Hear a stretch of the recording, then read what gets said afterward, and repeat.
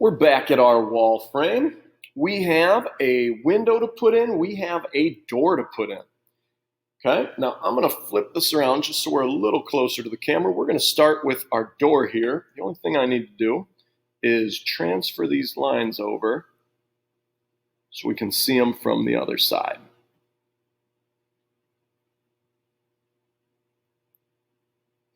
All right, so let's talk about doors for a minute. A standard door is going to be 6 feet 8 inches tall. 6 foot 8 inches tall is the rough opening for a door. So let's figure that out. If we need that door to be 6 feet 8 inches tall, what we can do is grab some of our extra pieces. These were the studs that didn't quite get to 8 feet, and I told you guys to hang on to them.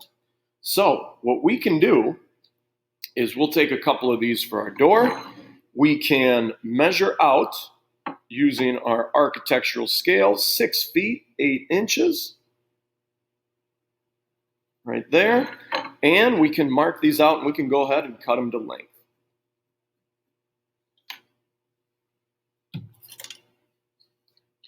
Okay, if you're in the classroom, go ahead and head over to the scroll saw, make a nice cut. The cuts do come out quite a bit better with the scroll saw, but if you're doing this at home, then these guys are what we're going to have to deal with. So here's what we want, is we are looking to have this trimmer stud go right next to a stud and have our trimmer go even with our line right here. So as I put this one in, we want to make sure that we are nice and tight to the bottom, but you can also see that this guy is going to work out really well. So this regular stud will turn into a king stud that our trimmer goes right up against. So that is really good news, and we're going to do that right away. So I'm going to put a little bit of glue down here. There we go. And a little bit of glue up the side. And I'm going to put this guy in, and I'm going to push him over. There we go. And we'll just squeeze that together. We want to make sure those are nice and even together. And we're down all the way. So that's good. We got one of our trimmers in. Perfect. Now on this side, we aren't quite as lucky. As you can see here, our board, sorry, let me get that right, isn't really getting up to our line. What that means is we're going to need one more full stud to head in there. So I do have a full stud right here.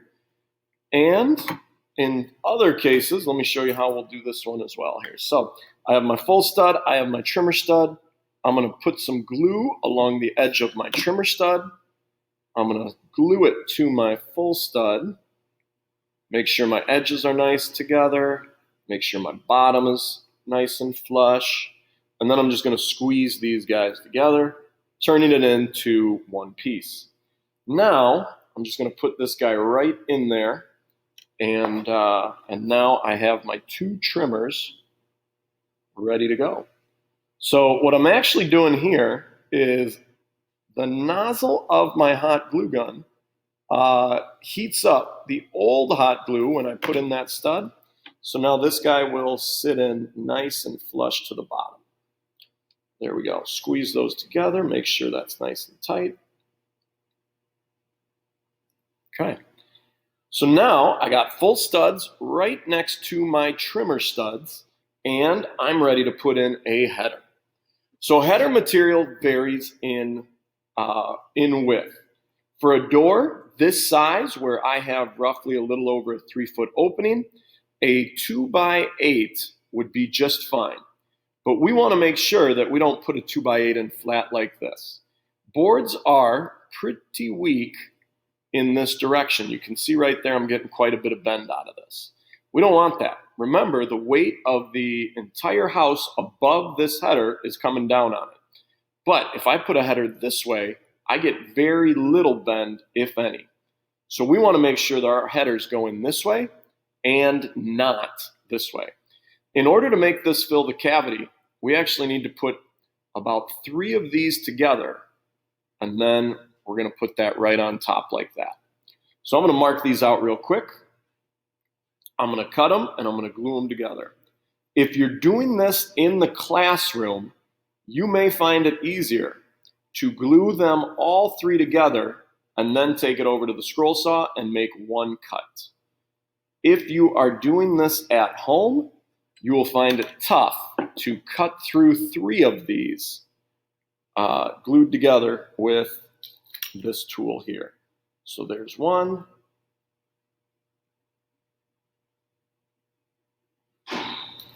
There's two. There's three. All right, so I got my three pieces all cut, ready to go in. Now all I have to do is glue these guys together. A little bit of glue.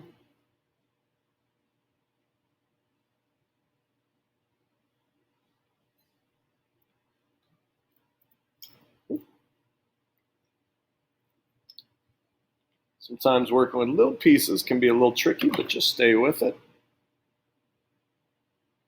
Okay. So there, I just made my header. I got three pieces glued together, all the same length, flush on the ends, flush on the edges, and this guy's ready to pop in here. So I'm going to put a little glue on my very ends, sandwich this in between. And it's a tight fit, and it should be a tight fit. It should sandwich really good. We don't want any gaps in between your headers and your full studs. And we don't want any gaps in between your trimmers and your headers.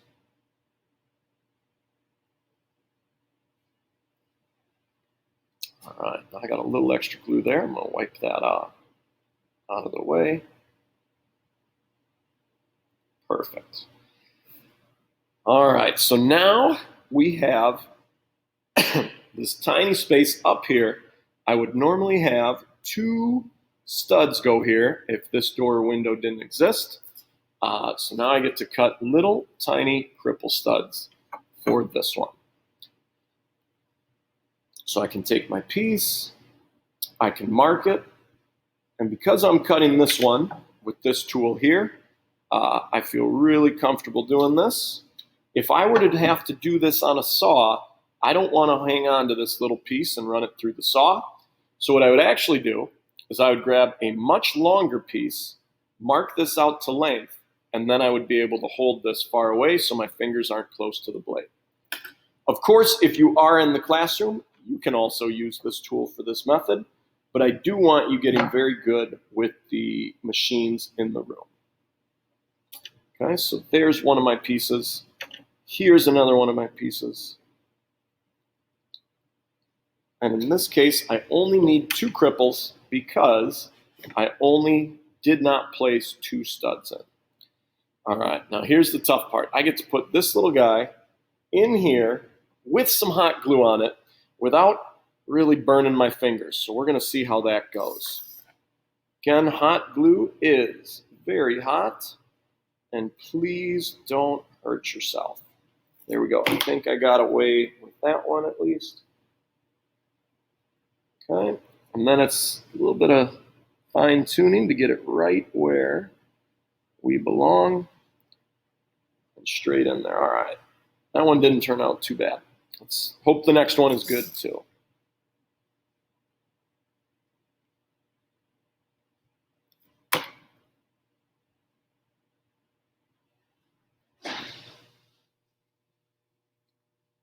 Okay, there we go. Not too bad. I got two cripples in here, and believe it or not, this full stud was our last trimmer, or our last 16 on center.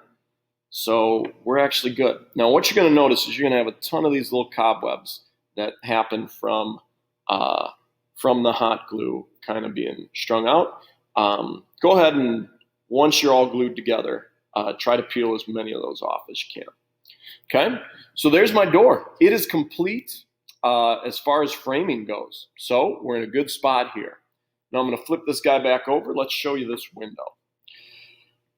Windows work the exact same way as a door with a couple of Exceptions. Windows can be placed at any height we want. Now, just for showing purposes, we're going to ignore the cripples up above this time, and we're going to put a header in right up to the top plate. So I'm going to mark these off first in this case. Sometimes we like bigger windows in our house, so that's not all that uncommon. Also, you're probably noticing that this header is much thicker than my previous one, and that is true. Because in this one, we have a bigger span that we need to cover with our header, we're going to use thicker material. Now, there are charts out there that you can look up online that'll say you need a 2x4 header if your opening is this big, and you need a 2x6 header if your opening is this big, and then a 2x8 and a 2x10 and a 2x12. And then if you get even a really big opening, they make special engineered lumber when you got to carry huge spans and huge loads. So here I got these three cut. They're going to fit in really nice there, so I'm going to glue these together. So because this one is pretty big, we're going to go with this 2x12 material. Now, if you use 2x12 material where you only were required to use 2x8 material, there is nothing wrong with that. It is always okay to do more than you need, but it is not okay to do less.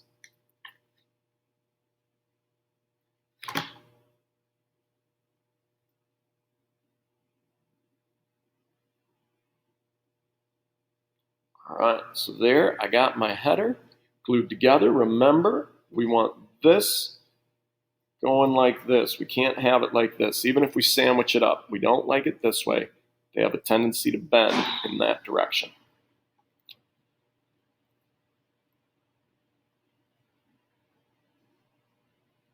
Okay. So I got glue going on my top plate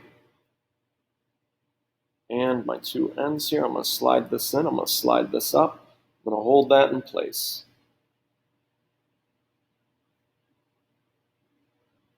Just to make sure it stays put.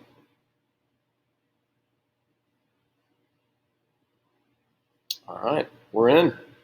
You're going to have some extra glue run off as well. That's okay. We can always take care of that later. So don't worry about that in the moment. All right, so now I need some trimmers going on. Wow, this guy almost works perfect, but it doesn't. Sorry, you can't see the bottom. I got to rearrange here. There, that's a little better view for you. All right, so I'm going to mark. And I'm going to mark. Now remember, if you're working in the classroom on this one, keep in mind that the fewer trips you need to make to the scroll saw, the more you're going to get done. So instead of marking once and running to the scroll saw and coming back and then marking twice, mark them both at the same time and cut them at the same time.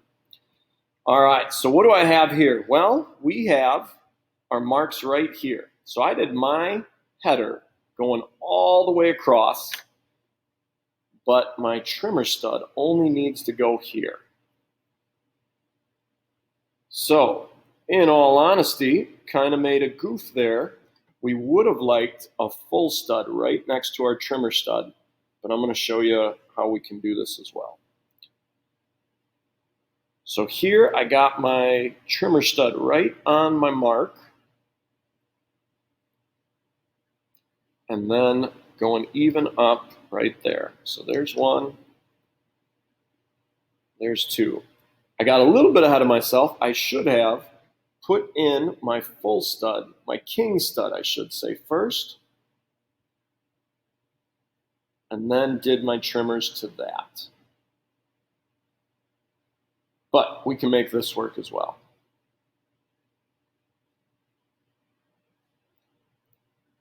So in a real build, we'd nail in through the bottom, and then we would toenail in up here. So we would nail through the header into the trimmer, and we would make that happen. Okay, now there's one other thing that we actually have to address here, and that is that our opening is over 6 feet wide. Anytime you have a rough opening over 6 foot wide, and this is common with sliding patio doors, this is common with garage doors. Anytime we have something over 6 feet, we actually need 2 trimmers on each side of the opening. Because it is that big and that heavy,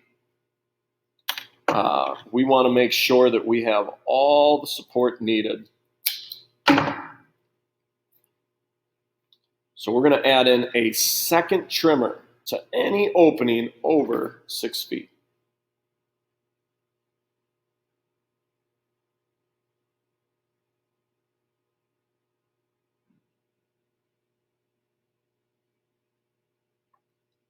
That's what we're doing here.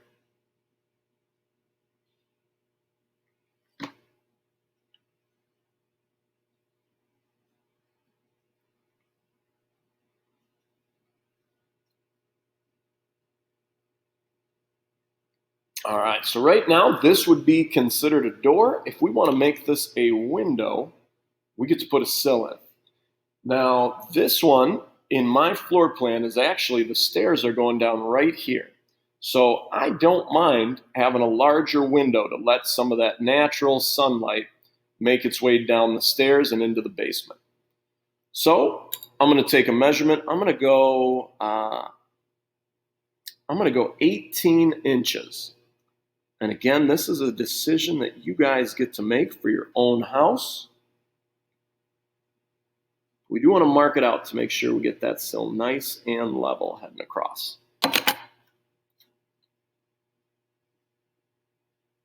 All right, so I got my sill, make my mark,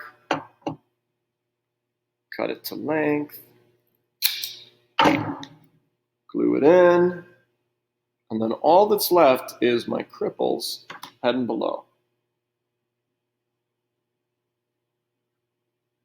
So I got that one, I got that one. There we go.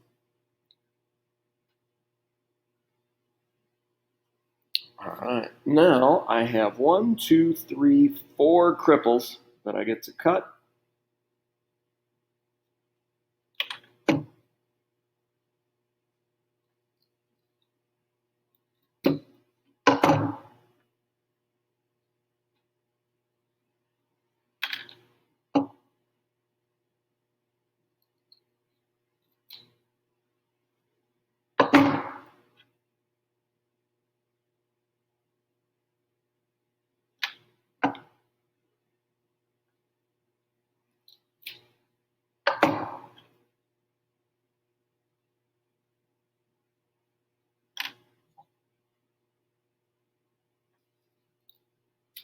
All right, and then it's just a matter of gluing these guys right in place where we want it.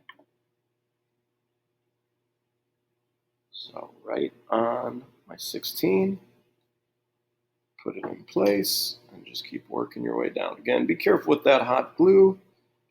Never feels good to burn your fingertips, so just be really careful as you go. Especially working with smaller pieces.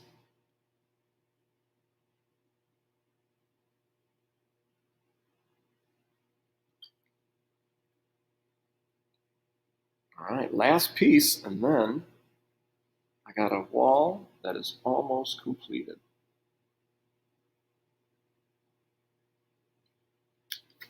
All right, now this next thing that I'm going to show you can be added in later, or you can do it right away. It all depends on how your house goes together. So this wall is going to have boards sandwiched, not boards, but other walls sandwiched in between. So this is an outside wall, and we're going to have a wall that butts up this way. So here's what we get to do, is we get to take one full stud, and we get to add it to the end here. So when the two go together, we have enough gluing surface in this case, or in the real world nailing surface. Now, if you look down here, how these two studs ended, if I put this one over the top, I'm going to be able to nail into both of them. So this corner is already set. I'm going to show you another technique here where we're actually going to turn this one on its side and glue this one in. So I'm going to flip this real quick. What this allows for in the real world, by flipping it on its side, is you're able to insulate back in that corner still. So I got some glue on my edge. I'm going to put this one in like so. Now this is a little tricky because you're working in tight spaces, but if you take your time, you're going to make it work. So right there, I'm gluing this one in a little bit sideways. Actually, all the way sideways. There, it's in. So from here, I got that. We got that. And what's going to happen now is when my wall comes in from my other side, I got a ton of gluing surface to glue this one to the other wall. So in your corners, you just need to make sure that you got adequate area to nail in real life or glue in our situation to connect your two walls. So that's how you do one wall. You guys get to do that to all of your walls, and then we get to raise them up and glue them together. Good luck.